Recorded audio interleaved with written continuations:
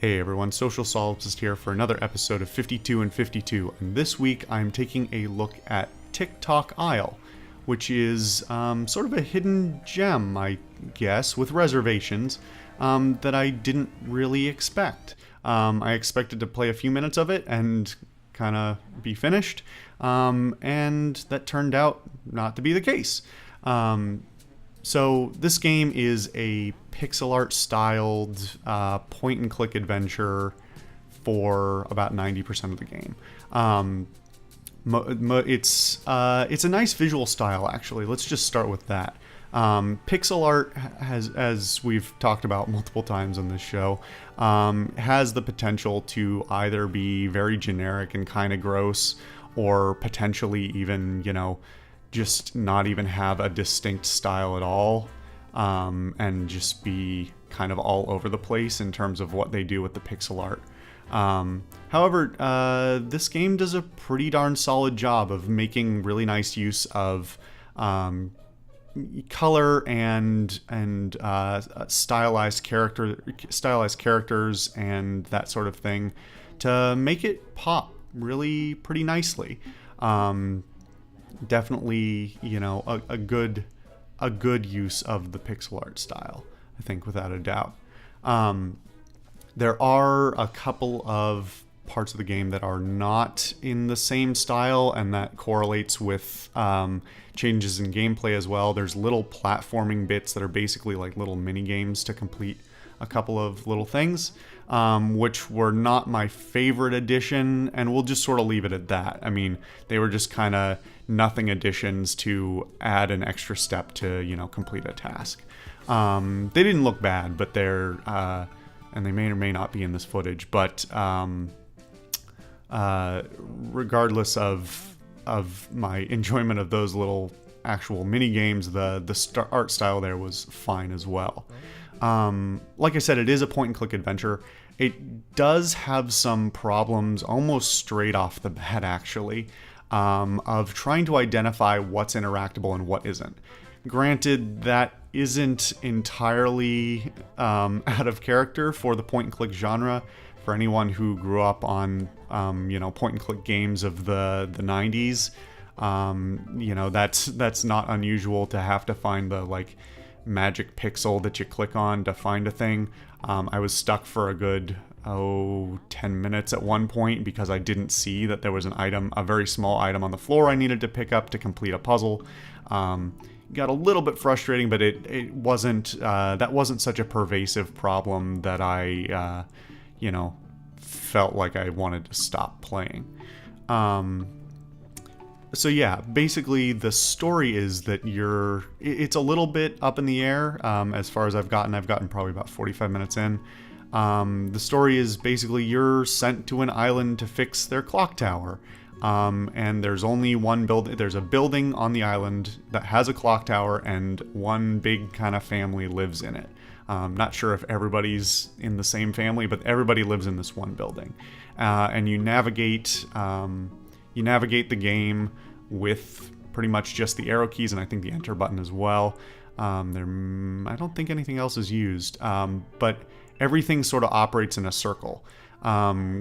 It's a little obtuse at the beginning, I have to say. I was trying to figure out when I first landed on the island, okay, where do I go? And it took me a couple of rounds to realize I was literally going in a circle, because it was trying to tell me, oh, you're going around the edge of the island, and there's only the one building to go into. And so trying to navigate that without, making use of the slightly hidden map, it can get a little tricky, or at least it's again a little obtuse at the beginning. But once I got sort of mentally got my brain around that one, I had I think it's a good little self-contained puzzler. Basically, you interact with a variety of these characters. It's pretty classic point and click. They all have little tasks for you to complete, and the main idea is you need to keep fixing this clock, and every time you fix it, you get teleported to a different time. spoilers there, but it proceeds to warp you to a different year in that same clock tower. Basically, the clock is a teleporter, and so the main mechanic then sort of becomes jumping back and forth between time periods to get what you need to complete certain puzzles, to complete certain tasks, and it's actually surprisingly solid. The graphical style is nice and pleasant, so you never get tired of looking at the same few areas over and over again. The animations for everybody is nice.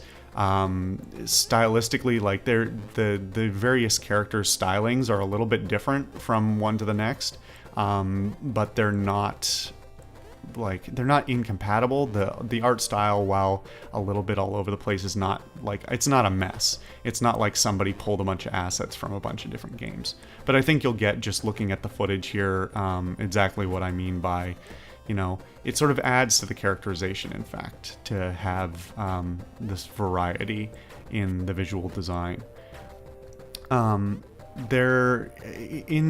Unlike some of those older 90s point and clicks, it does have some of the same pitfalls like I talked about, but you never feel like anything's too obtuse. Basically, if you've completed tasks, it usually immediately opens something else up, or you just think, oh, well, there's a short list of people that I need to talk to on the island. One of them must have something new now that I completed something else. And it's fairly linear. You're never, attaching the rubber chicken to the pulley. Your quest to fix the clock is plain and simple, and the side quests that you need to do to get that finished are fairly obvious most of the time. And even when they aren't, it's not too bad to just wander around and enjoy the visual style. I don't remember exactly, and I don't have the music in front of me, and I didn't check before this video, but I do remember the music getting a little bit, it wasn't anything to write home about, and it's sort of the chiptune style music. And it's nothing to write home about, and it sort of grinds a little bit after a while. It's not because it's poorly made or anything like that, but just because sort of the transitions between the songs are not very subtle. It's, you walk through a door and it's suddenly different music, and you remember, oh, I've heard this track already a bunch. And when it loops back to the very beginning, the stylings get a little bit grindy on your ears, at least for me. Maybe you feel differently. But yeah, overall, I was having a surprisingly good time despite some small issues. I don't know if it's something I'll play through to the end. I'm guessing probably not.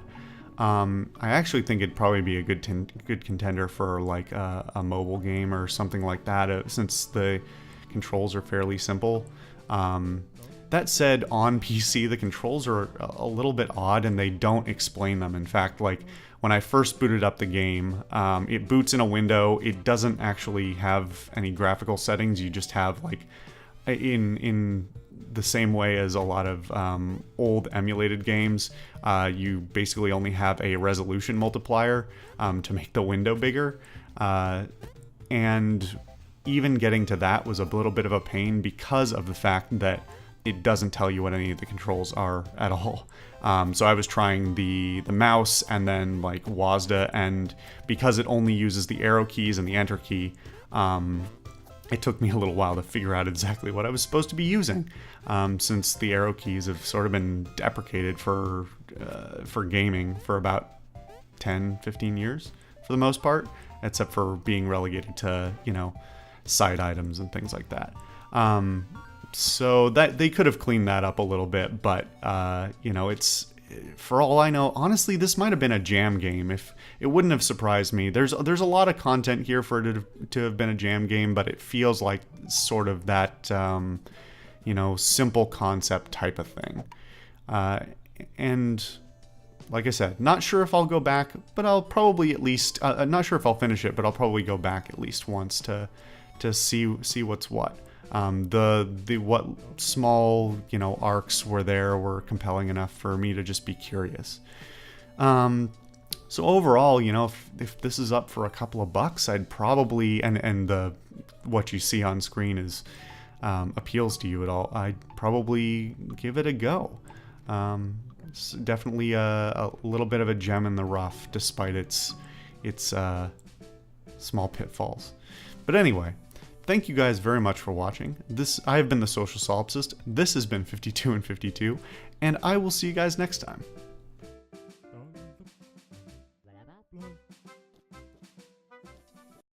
Hey everyone, Social Solipsist here for another fuck up of this recording.